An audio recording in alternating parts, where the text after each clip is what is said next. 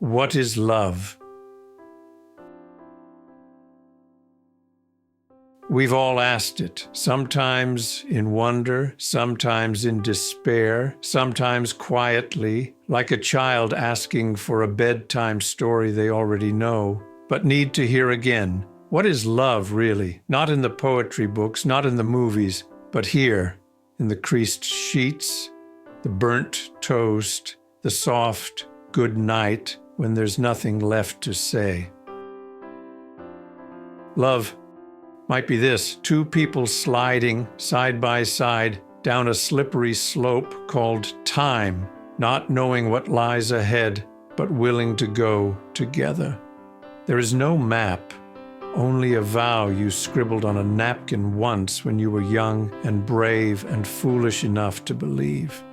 Maybe it said, "Let's grow old, side by side. Let's build a life where people can accept themselves. Let's not hide behind each other." And somehow, without knowing exactly how, you've kept those vows. Not perfectly, but persistently. What no one tells you is that love lives in small things, in the daily decisions, like, do I put the butter away after I make toast? Not because she asked me, but because it matters to her, and what matters to her becomes holy. Love isn't always spoken. Sometimes it's picked up, quietly, softly, noticed, then offered back. Over time, you begin to see it, love's different faces. In the beginning, love is excitement, hands reaching for each other in every room. Later, love becomes work, diapers, deadlines, missed calls, late trains. You do what must be done.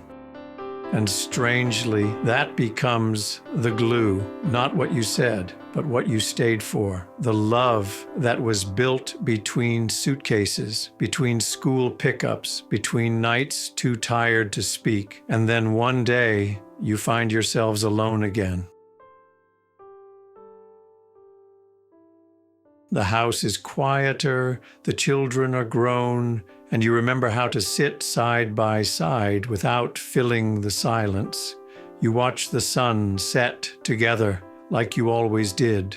Only now you notice it more. You speak of the children. Of course you do.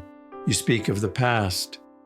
But you are here, now, together.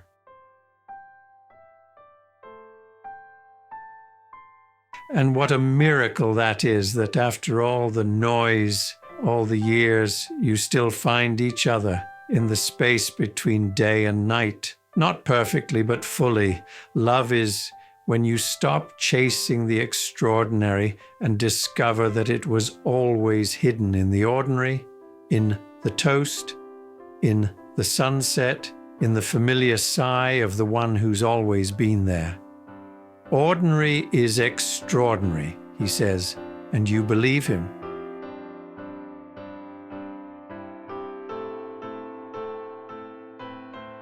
The truth is, the things you think you'll forget are the things that remain. The sound of her laugh in the kitchen, the way she tells you not to talk about the children all the time, the touch of her hand reaching for yours in the dark, and when you lift the blind in the morning, and she's still there beside you, your breath catches every single time. And one day, she might not be, and you'll wake alone, and the ache will be unbearable, and you will grieve. But you'll also remember that she taught you how to stay, how to dig in the garden, how to make the bed properly, finally, how to be here. You will honor her not just in words, but in the quiet act of continuing, because she is your life, not your whole life, but the part that made everything else matter.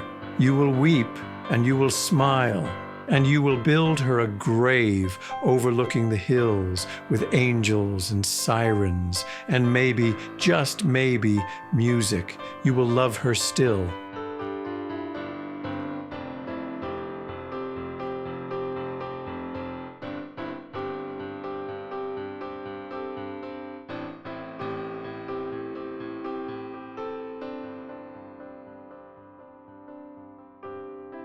And so you whisper a poem into the evening air.